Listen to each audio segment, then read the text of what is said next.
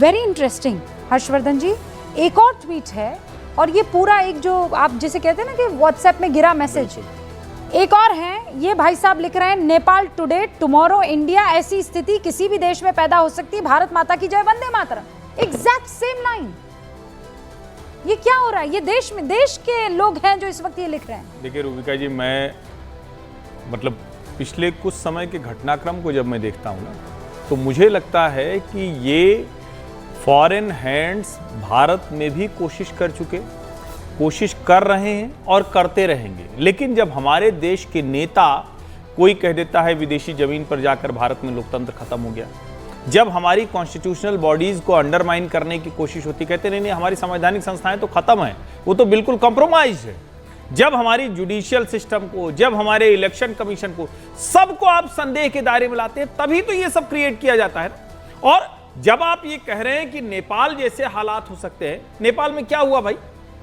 नेपाल में जनता ने सबको किया। और मैं फिर कह रहा हूं, 2008 में राजशाही जाने के बाद मैं लोकतंत्र समर्थक हूं, लेकिन दुर्भाग्य से वहां कम्युनिस्टों ने आकर लोकतंत्र की परिभाषा ही बिगाड़ दी।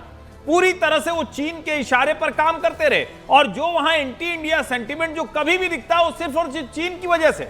आज कमाल की बात यह है कि वहां के लोगों को यह एहसास हो रहा है कि जो कम्युनिस्ट प्रोपेगेंडा था इसको ध्वस्त करना चाहिए। ये भ्रष्टाचारी लोग हैं जो चलने की स्थिति में नहीं थे, वो प्राइवेट जेट में घूम रहे हैं। मुझे किसी ने कल वहां से मैसेज किया कि हर्ष जी जो हाथी छाप चप्पल पहन के घूमते थे नेपाल से।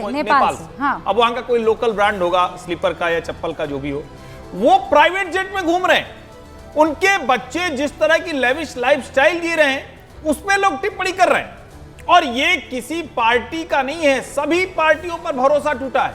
इसका सीधा सा मतलब हुआ कि उस देश में जो गवर्नमेंट चल रही थी, वो गवर्नमेंट उनकी आकांक्षाओं की पूर्ति नहीं कर रही थी, इसीलिए 17 साल में 13 बार। लेकिन भारत में इस सारे प्रोपेगेंडा के बावजूद, क्योंकि नरेंद्र मोदी उसी वंशवाद, उसी भ्रष्टाचार, उसे वही जो नेपोटिज्म था, जो नेपो बेबी, नेपो किड्स वहां मूवमेंट चल रहा है जेनजी का, उसी के खिलाफ वो लड़ रहे हैं। और उसमें भी प्रयास, जो नेपो बेबी ही है वही प्रयास करते हैं, नेपो किड्स जो हैं वही प्रयास करते हैं कि भारत के लोकतंत्र को अंडरमाइन किया जाए। और ये आपको एक याद दिला दूं, इल्तिजा मुफ्ती, उन्होंने एक पोस्ट की थी, उन्होंने अंग्रेजी में लिखा था, हिंदी में बता रहा हूं। उन्होंने कहा कि 7 लोग कल्याण मार्ग में स्विमिंग पूल है क्या?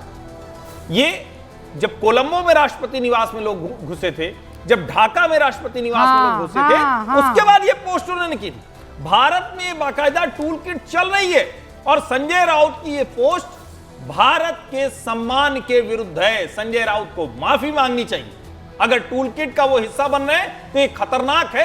राजनीतिक दल हमारे ऐसा व्यवहार करें तो ये बहुत ही खतरनाक। नहीं, ये सच में खतरनाक इसलिए पंकज जी हो जाता है कि पड़ोसी मुल्क में जो कुछ भी हो रहा है, आप चूंकि आपकी सरकार यहां पर नहीं है, दुआएं और उम्मीद लगाए बैठे कि ऐसा कुछ यहां पर हो जाए। पंकज जी, क्या भी तो इलेक्टेड सरकार थी ना? सर सुनिए, नेपाल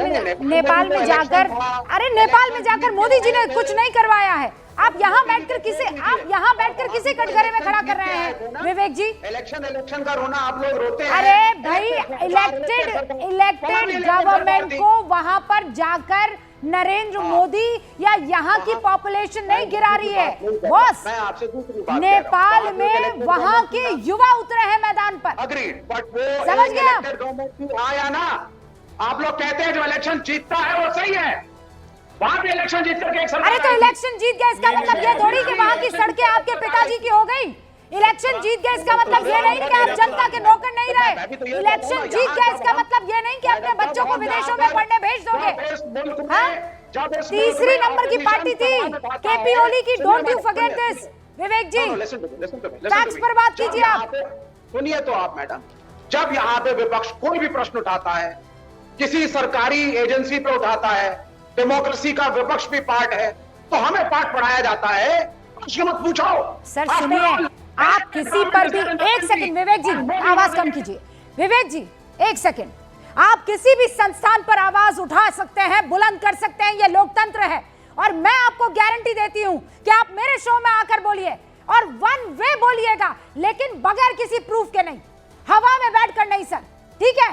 आप ही लोग हैं जिस संस्थान पर इस वक्त आप आरोप लगा रहे हैं वोट चोरी, उसी संस्थान ने आपको जिताया है।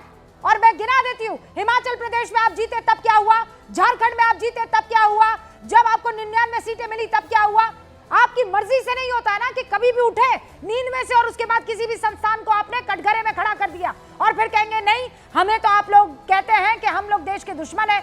सर आप लोग अपनी खुदगर्जी के चक्कर में कुछ भी कर सकते हैं और किसी भी हद तक जा सकते हैं। ये मैं सीधे तौर पर आप पर आरोप लगा रही हूँ। एक लाइन में बोलूं, देश के आप लोग सरकार को किसी को हम देश का देते हैं। दुश्मन नहीं कह सकते, लेकिन सत्ता से बाहर जाने की बौखलाहट ऐसी है कि देश कमजोर करने की कोशिशें करते रहते हैं। ये खतरनाक है। आप जब अपने देश की संस्थाओं को बिना किसी पुख्ता प्रमाण के इस तरह से कमजोर करने की कोशिश करते हैं तो आप देश कमजोर करने की कोशिश कर रहे हैं। और कौन कहता है कि लोकतंत्र खत्म हो गया है, अमेरिका और यूरोपीय यूनियन के देश बेखबर हैं? कौन कहता है बताइए ना। किसको चाइना मॉडल अच्छा लगता है दुनिया के दूसरे देश में जाकर? ये क्या देश को कमजोर करने की कोशिश नहीं है? और भारत में लोकतंत्र मजबूत है, हम मूलतः लोकतंत्र वाले लोग हैं, इसीलिए इंदिरा जी की तानाशाही भी हमने खत्म कर दी। नहीं सर सुनिए सर विवेक जी, पहले दो और मेहमान, उसके बाद मैं आपको मौका दे दूंगी, ठीक है ना? नहीं 10 सेकंड तब ना, जब you talk sense. No Vivek ji, you are not talking sense. भाषा के हिसाब से नहीं बोलेंगे ना, हम तो अपनी आप लोग कवर फायर देते हैं। नेपाल की बात हो रही है और आप हिंदुस्तान की बात कर रहे हैं। जीत करके आए। What is the topic today mister Srivastava? What is the topic today? मैंने किस टॉपिक पर आपको आमंत्रित किया है ये बताइए आप। यहाँ पर भी आपको मोदी पर चर्चा करनी है। What is wrong with you sir? तो आप फिर संजय राउत पे क्यों चर्चा कर रही हैं? संजय राउत ने नेपाल के मसले पर ट्वीट किया है बॉस। नेपाल पर ट्वीट किया, इसीलिए डिस्कस कर रही हूँ। कुतर्क मेरे साथ मत कीजिए सर। इस वक्त की बड़ी खबर मैं आपको बता देना चाहती हूँ। I don't want to get involve in this sir, please. Nepal के सेना प्रमुख अशोक राज का थोड़ी देर में संबोधन होने वाला है। प्रदर्शनकारियों से बात करेगी नेपाल की सेना।